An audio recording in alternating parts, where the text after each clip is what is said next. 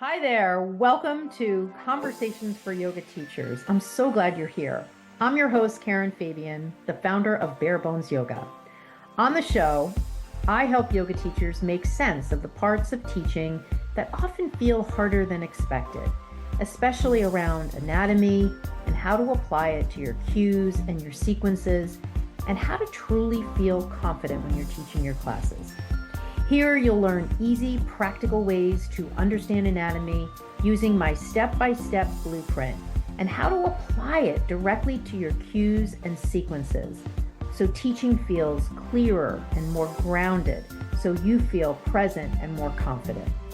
We'll also talk honestly about the inner side of teaching, things like self-doubt, growth, and what actually helps you feel confident over time. You can find daily videos and additional support over on my Instagram and my TikTok channels. On both those platforms, I'm at Bare Bones Yoga. All right, let's get into today's episode. Hi there. Welcome to Conversations for Yoga Teachers. I'm your host, Karen Fabian, and this is episode 393. I'm recording this on February 26th. 2026, which is kind of cool. It's 2/26/26. I think that's it's kind of interesting from a numerology standpoint. But this will post on March 2nd. So we're into March. I know we kind of have that moment every time there's a new month as if we're surprised. But it is always surprising to me. And I can certainly say here in Boston, we've just been crushed with the snow pretty much starting in January. I can't remember. I mean, I can remember, but it's been a while since we've had so many successive snowstorms. So, I mean, my hands hurt from shoveling, from trying to bust through the heavy snow, and I've just been really almost at my wit's end. But now that March is on the horizon, I feel like we're really through the worst of it, and hopefully you are too. Unless, of course, you absolutely love getting tons of snow every other week. It just makes it harder for getting around and all that kind of stuff. But having said that, what I wanted to start out today with, our conversation today, is just to share a little bit about an experience I had yesterday when I got together with the teachers, some of the teachers in the Yoga Anatomy Accelerator program. I've sort of adjusted the format a little bit so that I'm supporting teachers through one-on-one coaching calls. And then once or twice a month, I offer up to the group a workshop that's sort of framed a little differently to support them with different things in teaching. So last night, we did a cues clinic, a yoga cues clinic. And what that entailed was I shared my framework for cueing, which is based on the 4 types of yoga cues. And then I took a deeper dive into anatomy-based cues and shared a specific framework for anatomy-based cues. And then we took that framework and applied it to several poses. And I just love doing this kind of thing because it's so practical and it's so real life scenario based in terms of this is the kind of stuff that yoga teachers want to know more about. They want to know how to do this. They don't want to be stuck in theory. They don't want to be stuck in slideshows. They don't want to be stuck with their nose in a book. They want to know when I'm in my class, what am I supposed to say for triangle pose? When I'm in my class, what am I supposed to say for downward dog? And it's not really what am I supposed to say, it's how can I say my cue and really know that it's a match for what's happening and really feel confident saying it. It's kind of like, how can I have the knowledge to back up what I'm saying? And this relates to a long-standing phrase that I coined, which is when you speak from what you know, your confidence grows. And that's a perfect encapsulation of what I'm talking about here. And this particular topic is just one that I'm so passionate about. And it was so great last night to see the teachers and their eyes sort of light up as things were clicking in their mind. This idea that I call light bulb moments when I'm talking about a particular cue, we're talking about, the cue and the questions that the teacher has. I'm going into a breakdown of the joint movements in the pose, the muscles acting agonistically in the posture, the cues you can use to speak to those muscles that are concentrically contracting, because those are the ones that are going to most oftentimes be most felt on a somatic level by students and really are great candidates for the literal cues that you use. And then, of course, we had conversations about sharing cues in the context of doing the walk and talk, and how for certain anatomy-based cues, it's really critical that you're walking around and watching them, because you'll see by their physical movements that they're trying to implement the cue you're talking about. And their movements may trigger you to rephrase the cue. This is what I call say the cue and see what they do. But if you're practicing with them, you're probably going to miss it. You're not going to see what they're doing. And so, excuse me. And so, all of this was really at the heart of what we were talking about yesterday in the workshop. And I don't know. This is really my life's work. This passion I have for helping, sorry, for helping yoga teachers in really practical ways share anatomy in their classes. And that really becomes a gateway for expanding your influence, expanding your impact, feeling more qualified, feeling like you are making an impact. So that was a large part of what, just really lit me up yesterday. And, if you're listening and you're one of the teachers that were there, I just loved spending time with you. And if this is the kind of support that you would like, if you haven't heard me mention it before, I do this kind of work with yoga teachers in my accelerator program, and I'll include the link in the show notes if you're curious, or if this is definitely something you want to do. You can sign up and we can get started. We can get started right away. I can get started in supporting you and having you be part of experiences like this. So I want you to think about, I'm going to say a phrase, and I want you to see how this lands. This is a phrase I've been hearing for a long, long time, and I'd be willing to bet that you've probably thought this, if not actually said it. And that is, it takes a long time to be a good yoga teacher. Takes a long time to be a good yoga teacher. Now, while that's, I don't know, I guess on some level true, although I don't even fully believe it's true. I think it's really just something that yoga teachers say, which in part, I guess you could say, sort of states something obvious in doing anything, right? Because anything you do, it does take time to get better at it.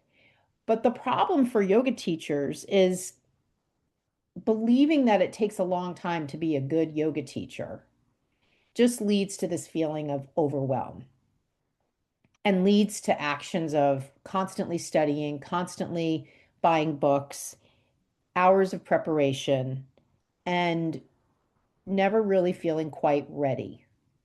So today, let's talk about how to cut that feeling of overwhelm. And I was inspired to speak on this because I have been having a email conversation over the past couple of weeks with a teacher who's feeling really overwhelmed. And while she's new, this is something that impacts teachers who are not new, teachers who never have been supported around how to cut that feeling of overwhelm. And so don't stop listening if you're a teacher who's been teaching for a year or more. This is for you too. It's really for anyone who feels overwhelmed and unsure about what to focus on. So, this idea of feeling overwhelmed, teachers will say things like, there's so much to learn, and I'm not sure what to focus on. And, one of the biggest struggles I see with yoga teachers, it isn't a lack of wanting to teach. It isn't a lack of desire to teach. It isn't a lack of wanting to make an impact and wanting to share yoga. It's not knowing what deserves their attention when they're preparing for their class. And then, of course, when they get into the room with real life humans and begin teaching. So, see if any of these things resonate with you. This feeling of, am I cueing correctly here? Am I using words that they can actually understand? Or maybe saying to yourself, should I know more anatomy? Should I understand anatomy a little bit better? Something like, is my sequence right? Are these poses in the right order? Does this sequence make sense? Are my students going to like this sequence? And then just in general, this questioning of, am I doing this right?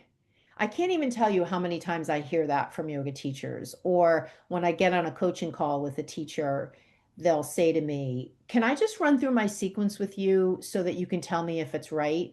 As if I am the authority on what's a right sequence, as if there even is such a thing as a quote unquote right sequence. But this perception that you might have and that teachers have comes from a lot of the subtle, if not outward messaging in the industry that suggests there is a right way to sequence and a wrong way. So I get it. If you're having those feelings, I totally get it.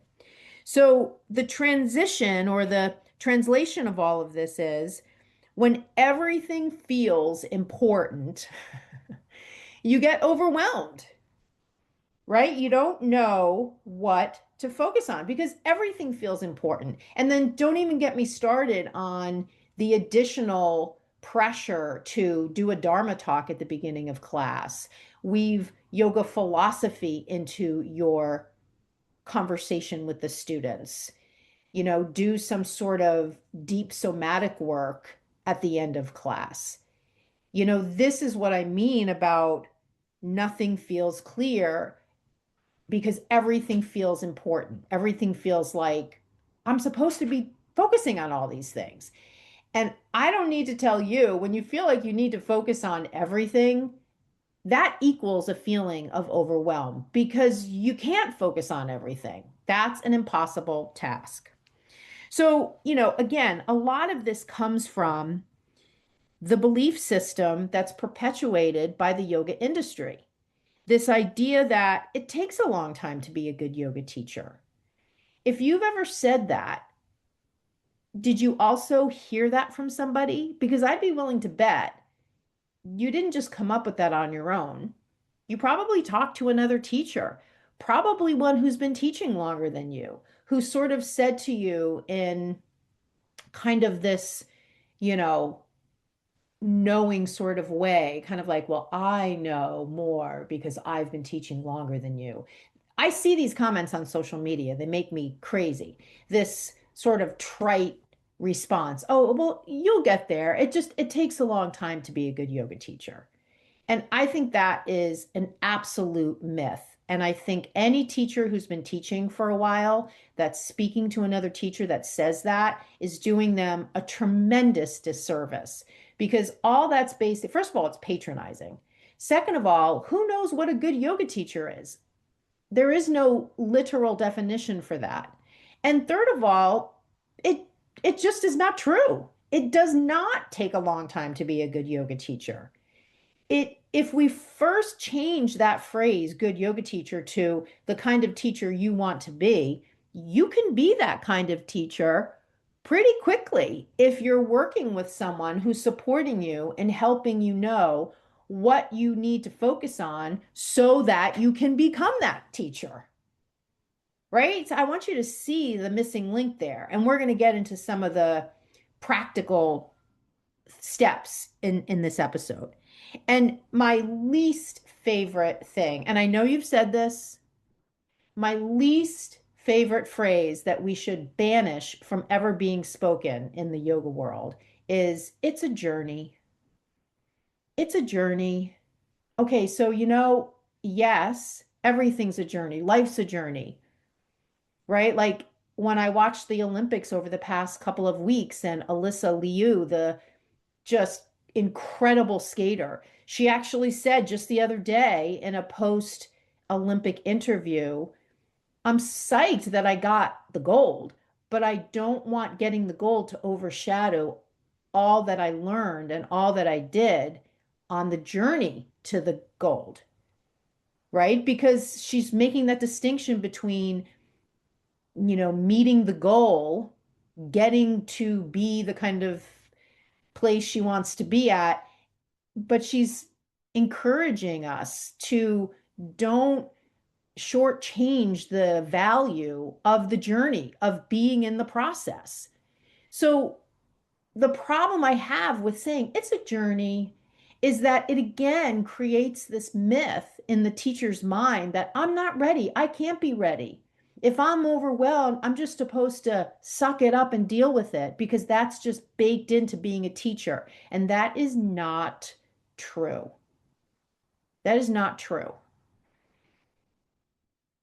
Now, like I said, of course, your teaching style, your teaching phrasing around cueing, what you know about movement, all of that is going to evolve over time. But again, this phrase creates this feeling of not being ready, this feeling of I need to wait to feel more confident. That's out there ahead of me in the future versus me feeling confident now. And this idea that I'm postponing my growth. I'm not able to feel ready now. So the problem isn't that growth takes time. The problem with all of this is that teachers interpret it as I'm not able to feel confident right now. I'm not qualified to be teaching right now. I mean, teachers even say to me, a year into teaching, I feel like my students sometimes know more about yoga than me because I have people come to my class who I know have been practicing yoga for a long time. So teachers get into that uh, qualitative comparison with their students. And the reality is, when someone comes to take your class who is a very practiced yogi, they're oftentimes not a teacher. You're the one who's stepping up to the plate to be the teacher. So it's not about knowing more. You can know a lot as a practitioner about yoga, and you can have many years of practicing under your belt, but that's not going to help you be a good teacher because the skill set you need to be a quality teacher is different from the skill set you leverage when you're practicing. That's a whole other conversation, but I just wanted to throw that in. Now, the other thing is, the other reason this becomes such a through line for so many yoga teachers with regard to their experience, this feeling of overwhelm, is because the teacher training process is not helping dispel this feeling in any way. There's a high volume of information given in the 200-hour teacher training program as a result of the requirements of Yoga Alliance. So the studios and the teachers that run 200-hour trainings have a tall order in order to be compliant with Yoga Alliance guidance that they need to adhere to this, I don't want to say arbitrary, but this Yoga Alliance endorsed agenda. And it's way too much information that leaves most teachers with a lack of feeling like they have practical ways to start teaching. So that's part of the problem. The other aspect of it is the anatomy, the philosophy, the sequencing, the alignment, the adjustments, the cueing, feeling like there's all those different things on my plate. And there's very little practical guidance given on how to prioritize things, how to know what to focus on. But that's what I'm going to share with you today.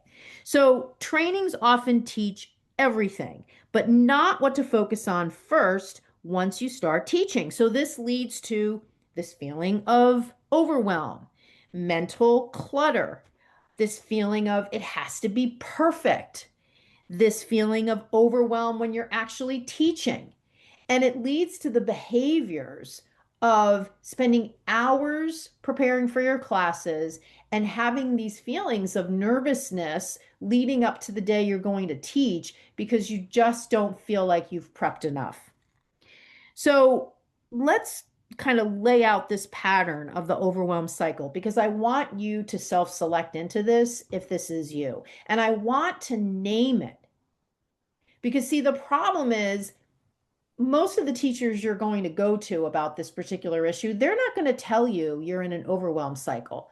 Like I said earlier, they're going to kind of, in that condescending way, say, oh, that's okay. What you're going through is totally normal. Just takes a number of years to really feel confident. Just takes a long time to really, feel like you know what you're doing. Like, I just get so angry with this kind of baloney because all it does is hold people back from feeling joy when they teach, from feeling like it's easy to teach, from feeling like they decided to teach and therefore took a teacher training. And now that they're teaching, they're so happy about it. Instead of they decided to take a teacher training because they love yoga and want to share it. And now that they're done with their teacher training, they're second guessing themselves and saying, oh my God, who am I to think I'm actually the kind of person who's qualified to teach? It's going to take me years to be ready to really go into the room. And that is the problem. That is the result of this myth that's pushed around in the industry that it makes teachers feel like they're not ready. And my whole mission is to break through these myths so that you're out there teaching, loving it, and making an impact. Because the reality is, yoga is an amazing practice, both on the mental level and the physical level. And the world needs more yoga teachers to be out there teaching and feeling great about it, not more people taking teacher trainings at thousands of dollars a clip and months of giving up their weekends or whatever time is allotted to the training to only finish it and then question, is this even something I'm capable of doing? Like, these are the sorts of things that are just intrinsic in the industry that actually drive me crazy. So this pattern of I think I need to learn more. And that leads to things like buying all these books, constantly head down in books, doing research online, constantly watching YouTube videos. This feeling of focusing on learning instead of actually teaching. The result of all of this is confidence feels low. And this statement that I'm just not ready. So overwhelm doesn't come from teaching. It comes from trying to hold too much at once and not knowing what to focus on. So I want to sort of make a shift here to what to focus on instead. So this is really, in this conversation we're having, this is the core teaching lesson. So if you're going to take notes, this is where you want to start. So number one, this is your practical anchor here. I want to break it into some clear pillars. Number one, sharing clear, simple cues. Not perfect cues, clear cues. Focusing on helping students understand what you want them to do. Think about it like if you were teaching a bunch of 4-year-olds, Warrior One, what would you say? You wouldn't get into angle your back foot at 45 degrees. You wouldn't get into pelvic positioning. You would just tell them what you want them to do. Step your right foot forward, step your left foot back, and reach your arms up. Take 3 breaths. That's it, right? The metaphor of teaching 4-year-olds, which I've taught kids for 15 plus years, is a perfect one.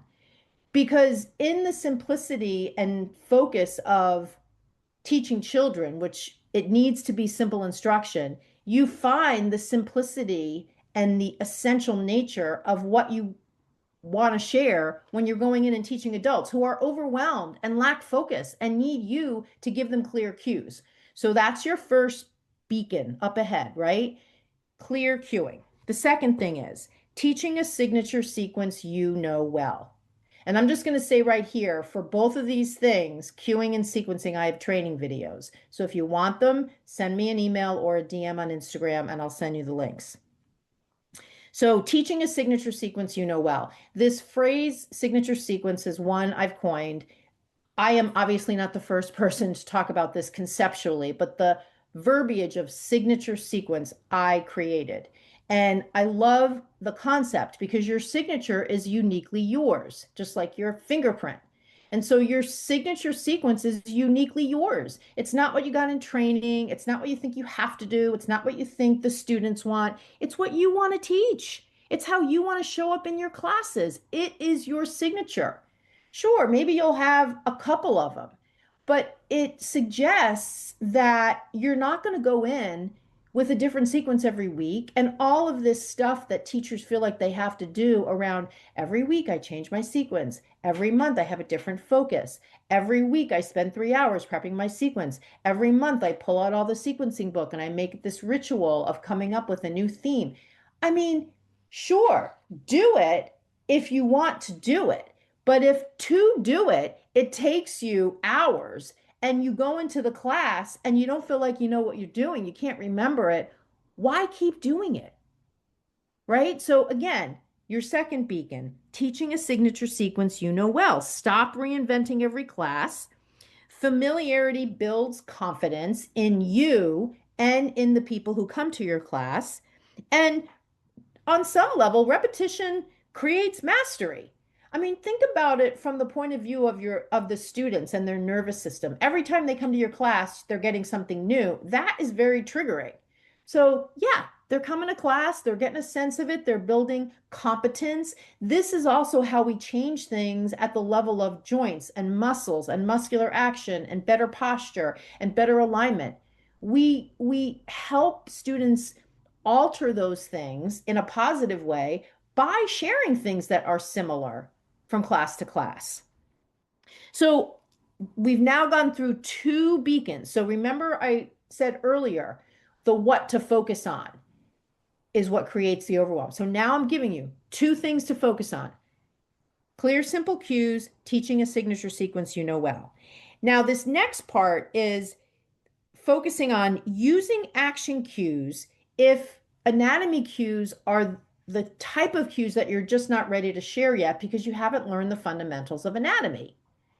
You know, the alternative is to use anatomy-based cues that you hear other people using, but you don't know what you're talking about. And that's what leads to the feeling of overwhelm and the feeling of I'm not ready and the feeling of I'm not good enough and the feeling of my students know more than me. Why would you use a cue that you can't explain the reason for?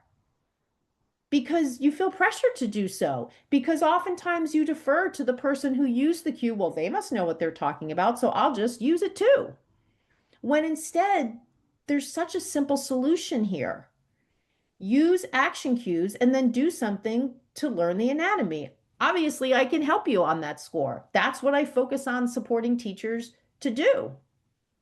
So that's another beacon for you, right? Using action cues if anatomy feels overwhelming and if your own personal assessment of yourself is that you haven't learned the fundamentals of anatomy yet, which believe me, most people don't learn it in their 200-hour training. So don't blame yourself if you haven't learned it. And then this last thing, this last beacon is to shift your mindset from one of, I hope my students like me. I need to save my students. I need to protect them. I need to protect them from getting hurt. I need to prove to them that I'm qualified to be doing this. To shift from that to, I'm here to teach yoga because I love yoga. I'm walking into this room teaching a bunch of people who have self-selected to be here. Nobody's forcing them to be here, and they are fully capable. Even the new students, even the injured students, they are all fully capable. I don't need to save them. My job is to come in and to be prepared and to teach clearly. This is what I talked about before, using clear cues. So your job isn't to control how people feel. Your job is to show up prepared to teach. Okay, so this is what I call cutting the energetic cord between you and your students. You're there with this healthy detachment between you and them. You're not there with an unhealthy attachment. I hope they like it. I hope they don't get hurt because you can't control that anyway. So, confidence, I hope you're starting to see here, confidence doesn't come from constant research, constant book reading, and hours of prep. It comes from knowing what to focus on. So, it doesn't come from this sort of outside source. It comes from clarity and repetition.